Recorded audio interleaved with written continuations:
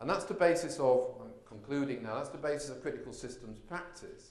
It's about the creative use in combination of different ways of being holistic. So I know, I think one of the problems with complexity theorists is they think that they're still going to they're still playing God. And this is true of systems engineers as well, sometimes. I read an article on systems engineering the other day, and I couldn't believe it. They believed you could, you know, if you did the systems of system stuff well enough, you could deal with world problems of pollution and hunger and all the rest of it. They were playing God. And it's this notion that you can have one systems approach that's capable of understanding the whole system. And that's not true. None of us God. And no systems approach can approximate an understanding of the whole system. It simply points to the problem that to be sure that any change you make is going to really benefit the whole system, you should be able to understand the whole system. But you can't. So all you can do is reflect upon your failure to understand the whole system. It's an idea from Ulrich. So you can use different systems approaches, but understanding their limitations as well as their strengths. And you can overcome those limitations by using them in combination. This requires a lot of managers and engineers who would be systems engineers in the broadest sense of that phrase. It requires a lot of them because they have to look at the world in different ways and be capable of using a variety of different methodologies. But if you do that, then I always think about improvements. What's improvement in this approach? And I tend to think of it, you know, you see these things outside churches. We're trying to mend our church roof and suddenly the red line goes up as you get more and more money to mend the church roof. Put a few of those alongside each other and measure any intervention according to whether it improves efficiency, less use of resources, efficacy, it's capable of getting the job done, effectiveness, it's the right thing that you're doing, elegance, it's something that people can buy into and give their commitment to, and empowerment, you're benefiting those who otherwise wouldn't be involved, who might have lost out in the systems design, as well as those who stand to benefit. If you can show progress along all of those things, and the red measure is going up on all those things, then you can start to say that it was indeed a successful intervention.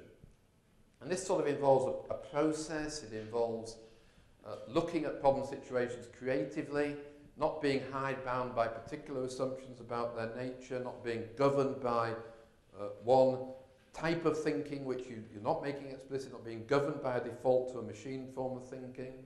Look at problem situations creatively, choose and use systems methodologies, all of which are holistic and get that benefit, but which are different. Use different systems methodologies, choose them according to the circumstances you're facing, and implement them in combination. So you can be trying out one approach, you get so far with it, you don't, things start to go wrong, or something else emerges as the major problem, you can shift. Your mind can shift to a new way of seeing it and a new way of tackling it.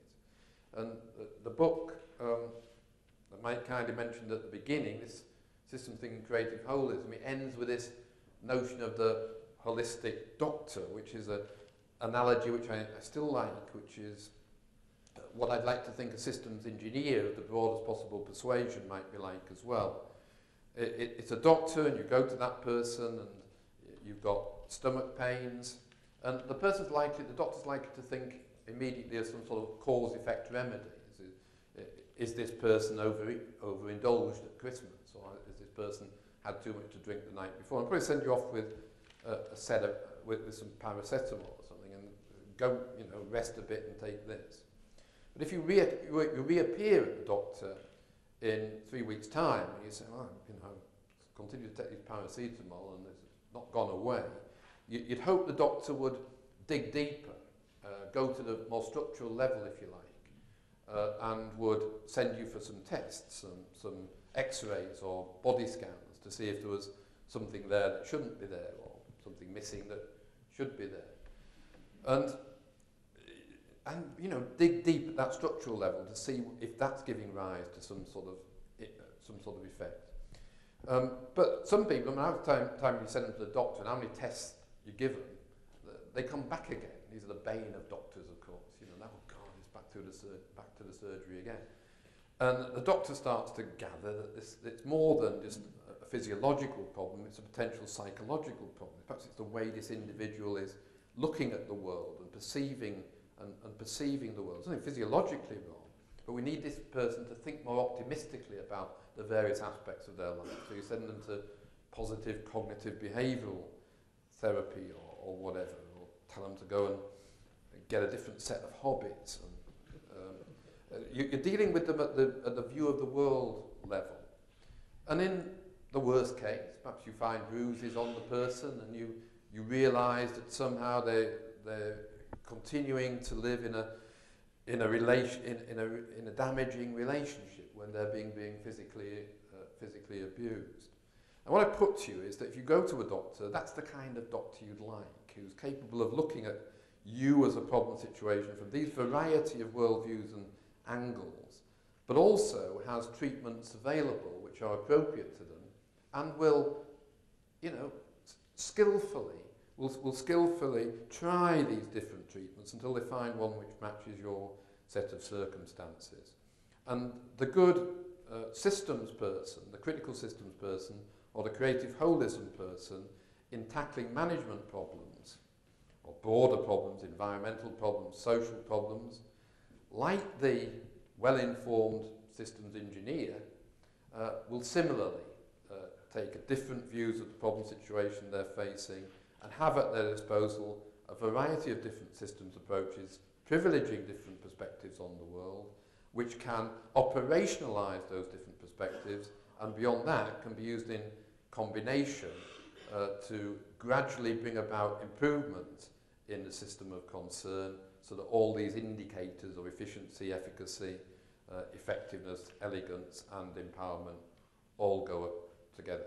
And then they're a really successful systems engineer, and you can really then go and ask for the money, because you'll deserve it. Okay, thank you.